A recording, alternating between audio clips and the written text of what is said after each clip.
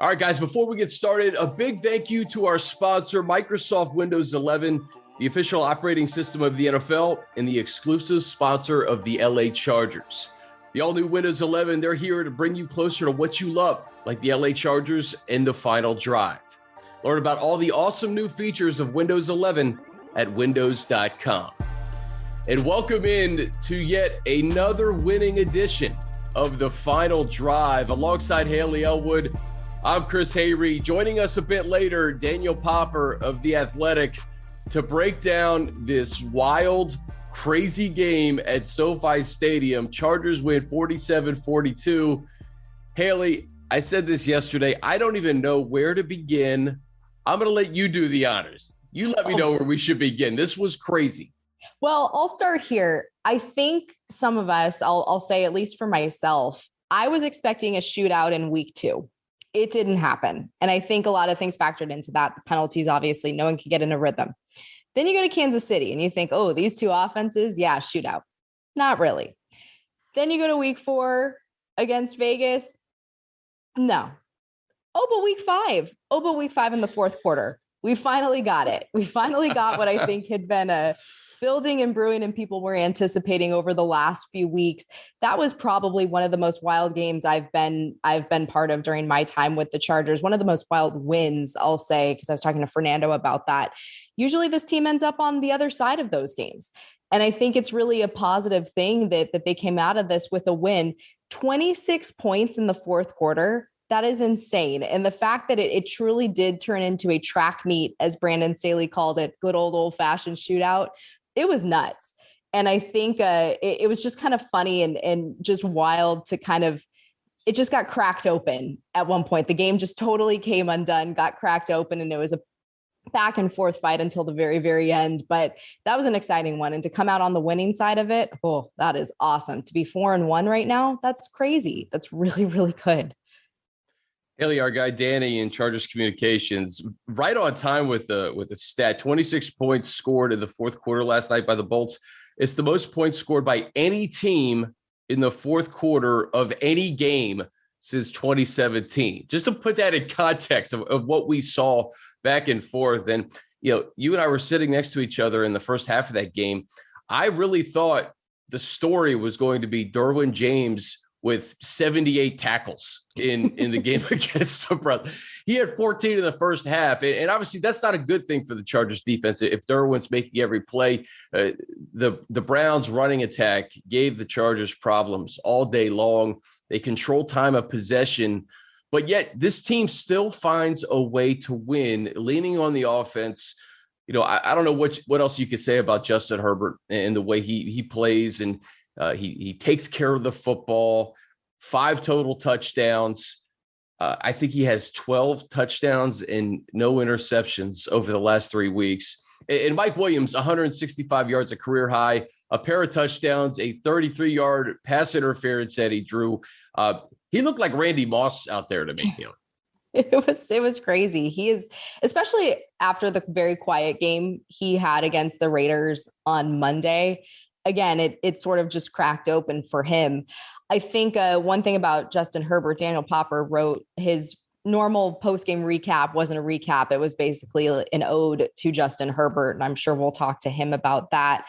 The bit about Derwin, yeah, I mean, there's good and bad, right? There's good because it's the most by a Charger in a single game since Donnie Edwards in 2006. But the bad is the Browns got to the second level. And we talked a lot about not getting, making sure that you limit, especially those running backs to not get to that second level. So Derwin is the line of defense there isn't great, but it's that whole bend, but don't break kind of philosophy.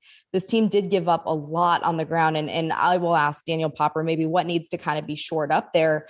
But at the same time, offensively, you can produce. And I think we've heard the phrase complete game be thrown out a lot, complete team be thrown out a lot. And, Brandon Staley and a lot of the guys have talked about that's where, your offense can rely on your defense and you work all together, especially, too, in the third phase in special teams. And that's what we saw yesterday. The defense may not have held up their end of the bargain, but the offense came through, and then defense came through at the end to limit the Browns after the Chargers had scored. They got to them on fourth down and Baker Mayfield's Hail Mary essentially threw incomplete, and that was your ball game. But there's so much to take away from this game. We will talk to, again, Popper about Justin Herbert, but he's just insane. I mean, you can't really explain it in any other way, just what he's doing out there. And it just really, really seems like this offense is such a fit for him. And working with Joe Lombardi is such a fit for him. And the same can be said about Mike Williams. I mean, his production has just been incomparable to what we've seen out of him over the last couple of years. And he's proven himself as one of the top receivers in this league. He had 5 receiving touchdowns all of last year. On October 10th, he gets his 5th and 6th, and there's no signs of stopping. I mean, the connection, we thought the connection between Keenan and Justin was lethal last year, and it still is. Make no mistake about it. It still is. But these big plays, a 72-yard touchdown, a 42-yard touchdown. And Haley, I'll tell you this, Austin Eckler, what he's doing, he had that fumble, but to more than make up for it, another 100 total yards, 119 total yards, I believe, 3 total touchdowns. That dimension of this offense fits so nicely with what Keenan does and what Mike does. And it's opening things up, frankly, for guys like Donald Parham Jr. He scored the first touchdown of the game on Monday Night Football, scores the first touchdown of the game against the Browns. Jared Cook making timely receptions. There's so many weapons on this offense, but you're seeing that it kind of goes through Mike and Keenan, and in many ways right now over the last 3 weeks, Austin. Yeah, I mean, Brandon Staley said after the game, we felt like we needed all of Austin's production, those 3 total touchdowns. I think he said the same about Mike, that they needed all 165, which was a career high from Mike Williams. He did, yeah. I spoke with Mike Williams last week and just kind of was asking him, what is it about this offense? And he said, look, they had a conversation. He had a conversation with Joe Lombardi during the offseason, and Lombardi told him, like, hey, you're going to be the Michael Thomas of this team. You're playing that role, that X position. You are going to be that guy. And then he did say that there are times in games where he and Justin Herbert do what he calls Mike and Justin things, which is, it's just like a little look, a little vibe that they give each other. I did ask him last night in the postgame presser, was that 72-yard touchdown a Mike and Justin thing? And he said, no, that actually was what they saw out on the field. And that was the actual call and the game plan there. At least he was being honest with you, Haley. He was being honest. But I think it's funny when you hear a guy talk about a bond that he has with someone else, and that this is only year 2 and really like year 1.5, because we're not even at, the full second season yet of Justin Herbert, but it's crazy. But to have a guy kind of talk about the rapport that they've built, and that now they're so comfortable with each other that it literally can just be a look, a vibe, I'll go down the field, I'll look back, I got you, I got this. That breeds the utmost confidence, I think, in both players and success ultimately. If you're the Browns, and I know the Chargers improved the 4-1, but if you're the Browns and you have 230 rushing yards on the ground, you don't turn the football over, you possess the ball for over 36 minutes in this game, and you still lose, you got to be scratching your head. What the heck just happened?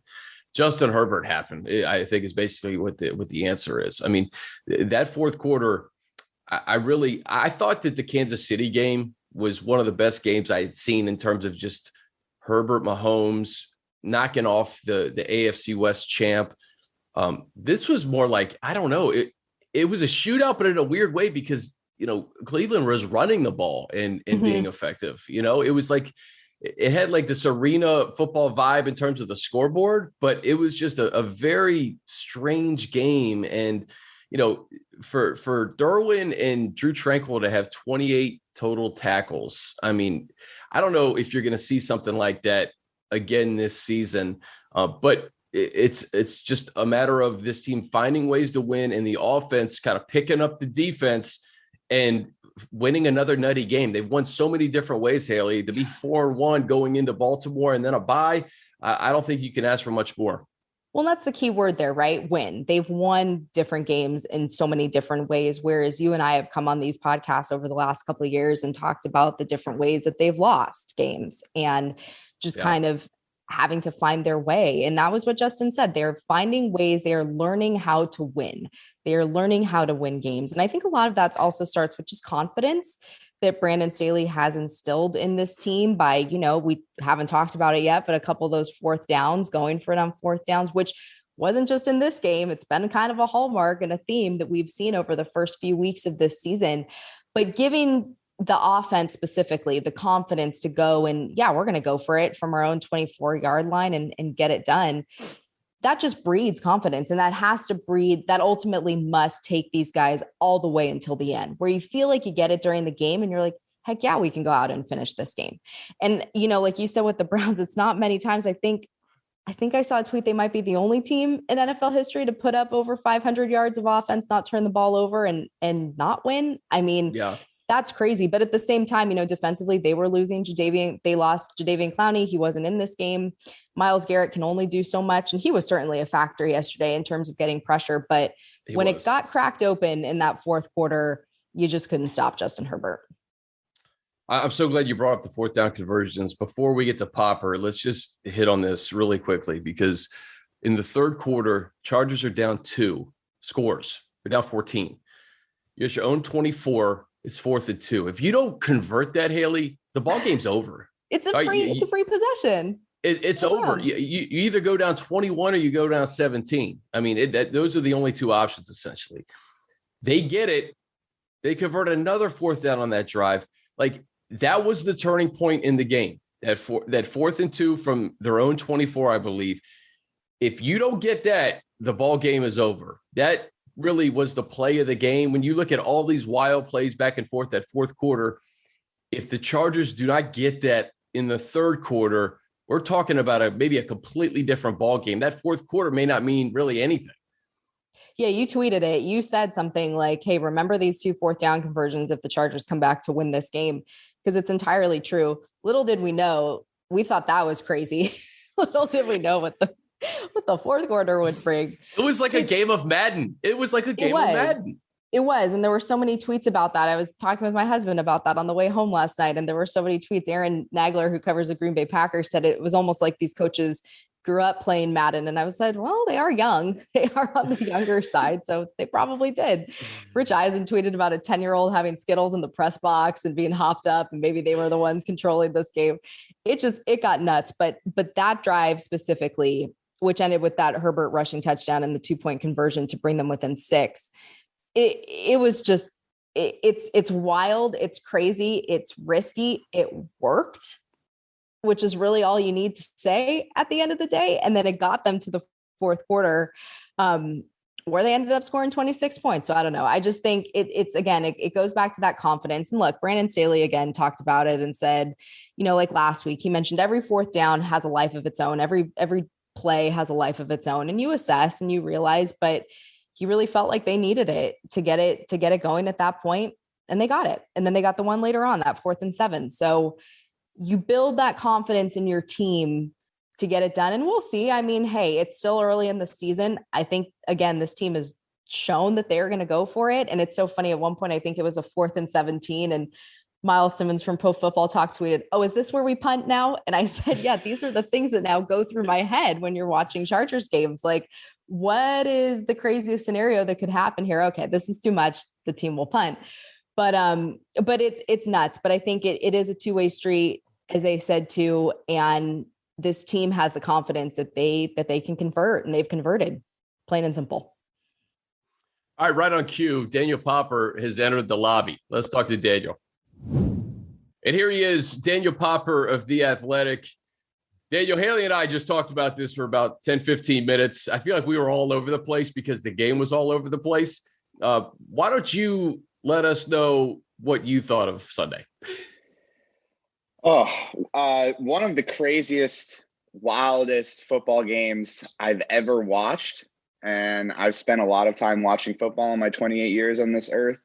It was one of those, quintessential shootouts. I know Brandon Staley said it turned into a track meet, but I think the biggest takeaway from this game is you don't win a track meet against that kind of offense unless you have a legitimate superstar quarterback, not an up-and-coming quarterback, not one of the best young quarterbacks in football, a superstar quarterback, full stop, no qualifiers. And that's what Justin Herbert is.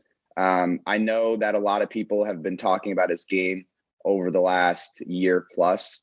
I think yesterday he arrived. Like, he's here.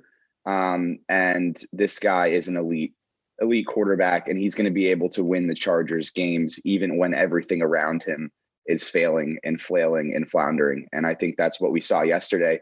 One stat I got last night that sort of indicates how ridiculous this performance was from him in the offense in the fourth quarter.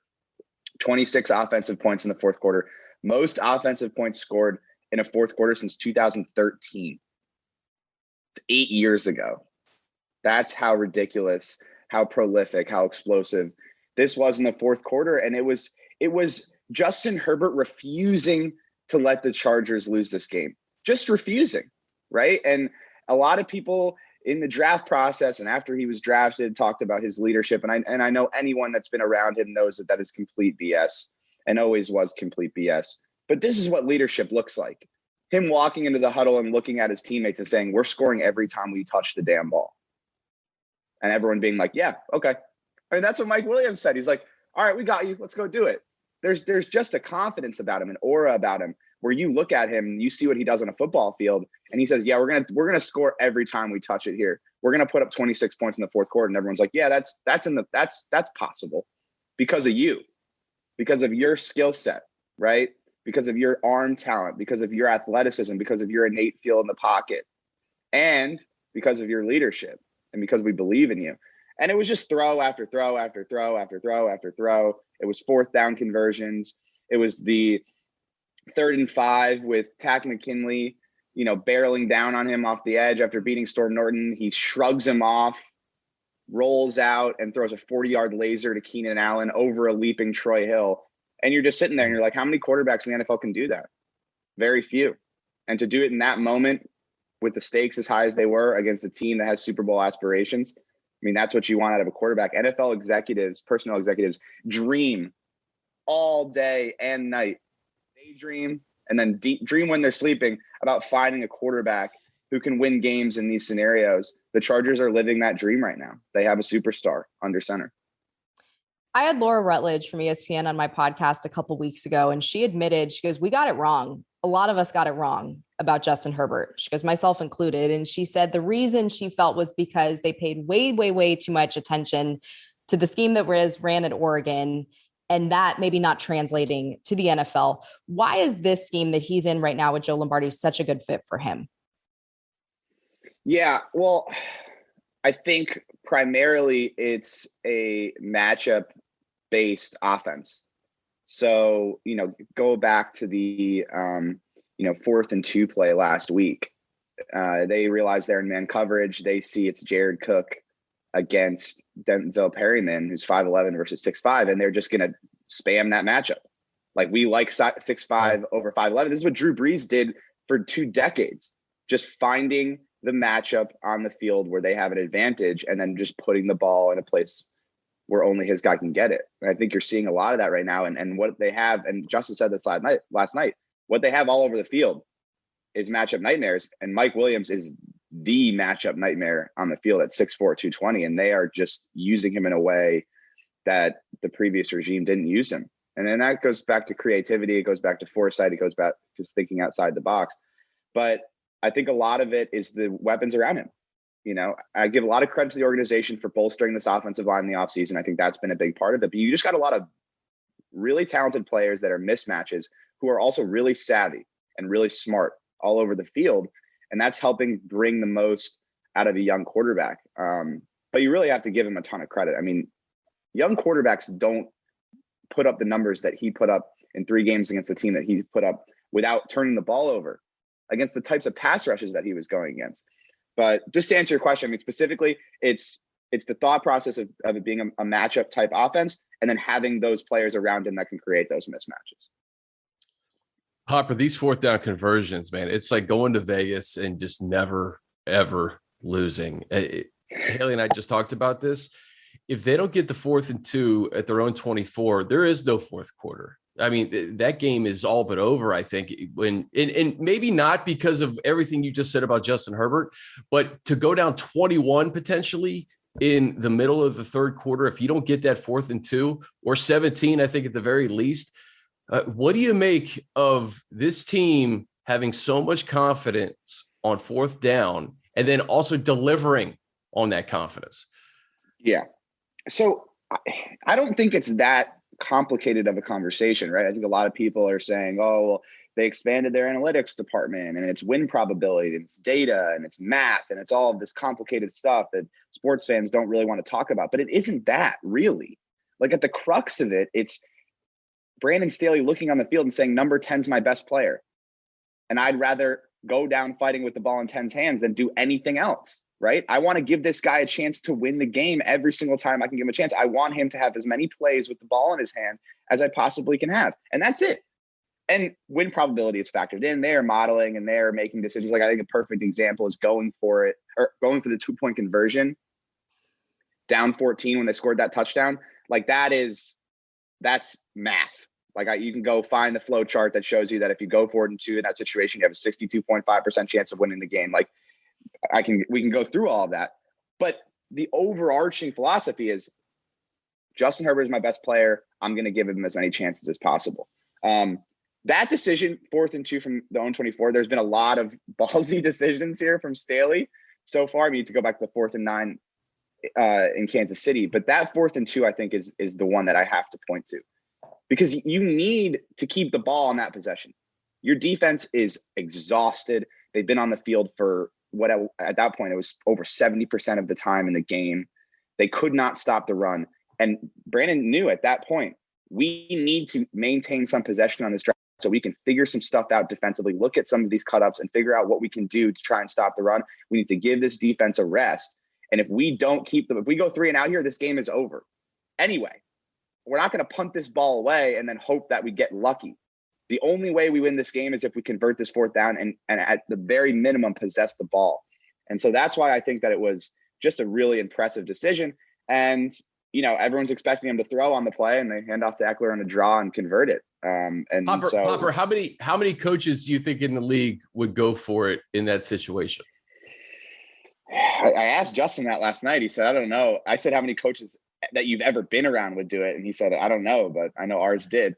So, you know, I think Harbaugh probably outside of him, you know, I don't know if there's anyone in the league that, you know, views the game through that prism. You know, obviously Belichick did it with Brady in that Colts game way back, you know, 10, 15 years ago or whatever against Peyton Manning.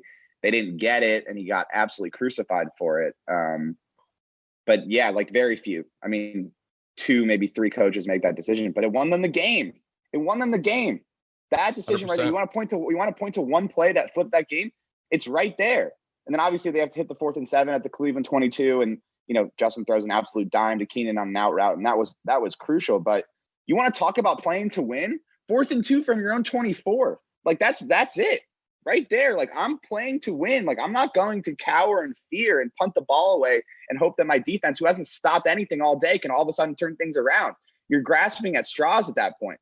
So go out there, put your offense in the field and play to win, because if it's not happening now, it's not going to happen later. And you just have to love that mentality. I mean, you have to love it. You have to. Yeah. It's like you said, gutsy, risky, but it worked. It worked last night. Let's flip to that defense for a second. They gave up 230 on the ground to Cleveland, days after they just limited the Raiders to 48 rushing yards. Chris and I talked about the impact that Derwin had, which was good, but there's bad to it too, right? Because Cleveland's getting to that second level where he has to be the one to come in and tackle. What really needs to shore up, though, with this rush defense? Yeah, I've been thinking about this all night and then into the morning. And, I hope you got some sleep, Daniel. Yeah.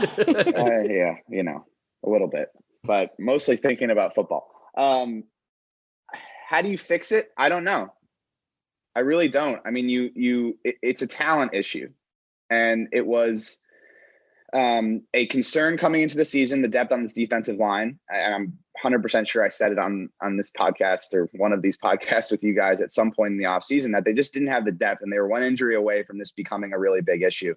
And if the injury was to Linval Joseph or Justin Jones, and they were going to be in big trouble against some of these teams that could really run the football.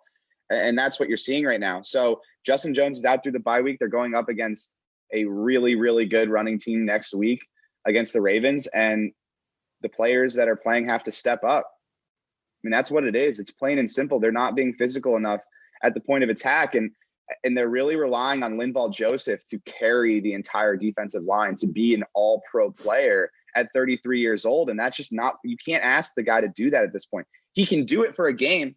Absolutely. He still has that in him. He did it against the Raiders. He single-handedly created that rushing defense performance against the Raiders by just being an absolute dominant force on the interior. But I just don't think you can ask a 33-year-old Linval Joseph to do that week after week after week after week. He could do it at 27 or 28, but that's just not a realistic thing to ask of a guy at that point in his career. So you just need these players to step up. Jerry Tillery needs to step up. Christian Covington needs to step up, and they need to get more out of these undrafted free agents, whether it's Braden Fajoko, Joe Gaziano, Forrest Merrill. But the issue heading into the season was that they didn't have the depth, and we're seeing that kind of exposed at this point. And it's just a physicality issue. It's a talent issue up front, and they just need more out of the players they have. It's really that simple. Popper, last one for me.